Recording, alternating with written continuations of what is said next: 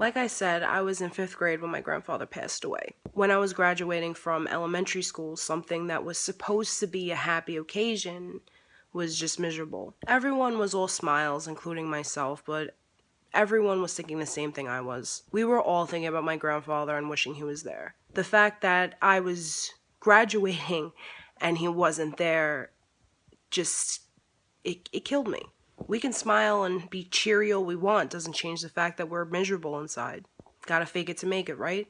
My anger towards the situation carried out from graduating from 5th grade into junior high school. The first year of junior high school was alright. I made some new friends, I kept some old friends, but because of my attitude, my circle just kept getting smaller and smaller. When you treat people poorly, eventually word gets around the school that you're a piece of shit person. And so, people who didn't even know me didn't like me.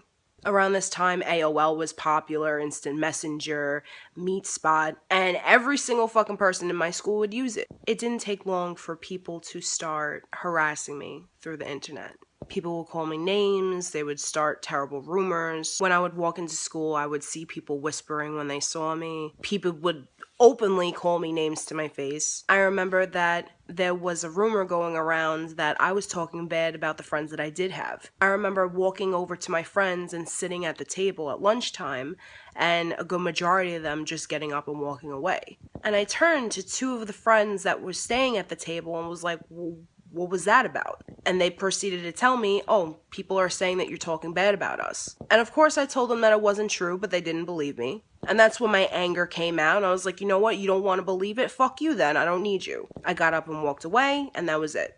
I had no more friends. And birds of a feather flock together, so of course, my old friends, they became my enemies. And they started treating me just like every other bully. I started to feel very threatened and very alone, and at that point I was extremely desperate for friendship.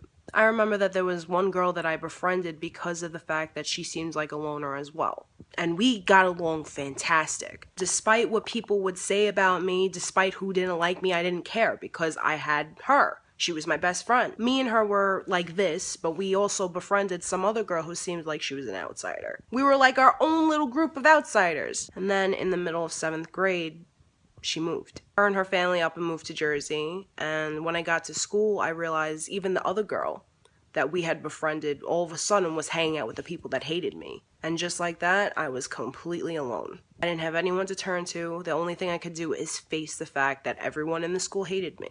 And that's when my anxiety started going into full force. I didn't want to go to school. I felt threatened at school. That was the last place I wanted to be. When I finally made it to school and went into the classroom, all I cared about what was going on around me instead of my work. I was getting sick every single day. Stomach aches, running to the bathroom, hands shaking. And if I told my mom I didn't feel good, she wouldn't let me go to school. But soon my mom noticed that I was missing too much school. And at that point, every day it was a fight. I would fight with her about going to school every single morning, and eventually my mom would just give up. I started getting depressed. I started cutting myself. I started talking about suicide. At one point, I had told my mom that I was going to kill myself and lock myself in the bathroom.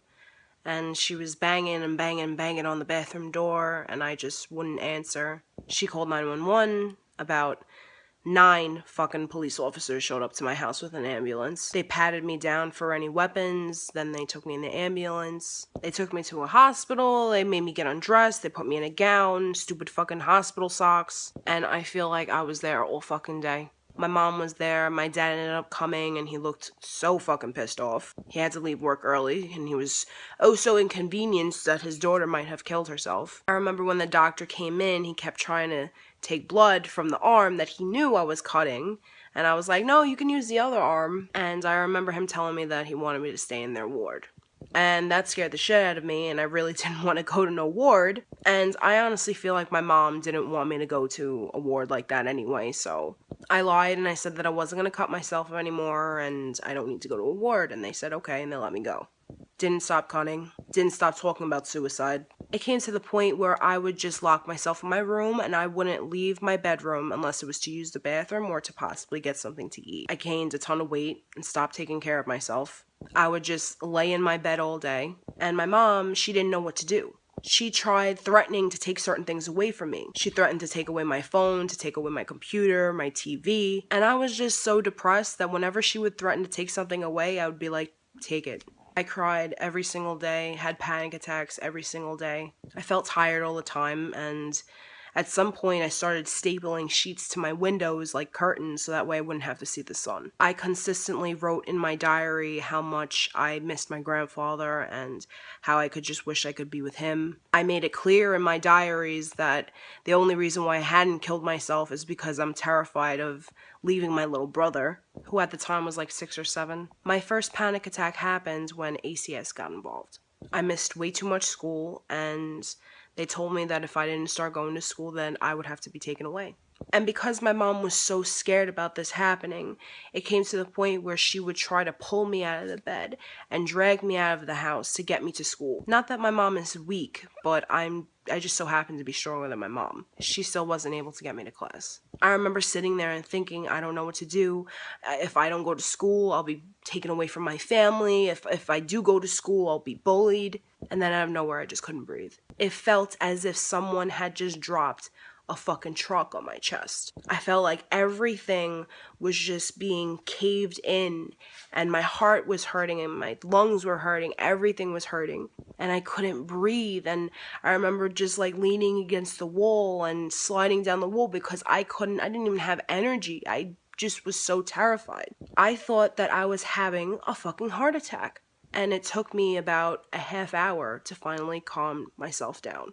My panic attacks would range from 4 to sometimes 12 a day. I didn't want to leave my house. I didn't want to do anything. I had to see numerous therapists. I went to group therapy. I had a psychiatrist that prescribed me medication. And because going to school was out of the question, I had to be homeschooled. Everyone assumes that everything I was doing was for attention, or it was because I just didn't want to go to school. But when I got homeschooling, it proved to everybody that wasn't the case. I may not be a genius, but I was always good in school. And when everyone saw that with my homeschooling, I was constantly getting 90s and higher, they're like, what the fuck is going on? It's not that I don't want to learn. It's not that I don't want to go to school. It's because of what I'm going through. I paid attention when my teacher was there. I did all my schoolwork. I did my homework. I did my studying. I did everything I had to do. I was in the comfort of my own home. I didn't have to worry about who hated me. I didn't have to worry about watching my back or worrying about what rumors going to be started today. I could easily stop going on the computer and avoid people on social media. I could not avoid that if I was in a classroom.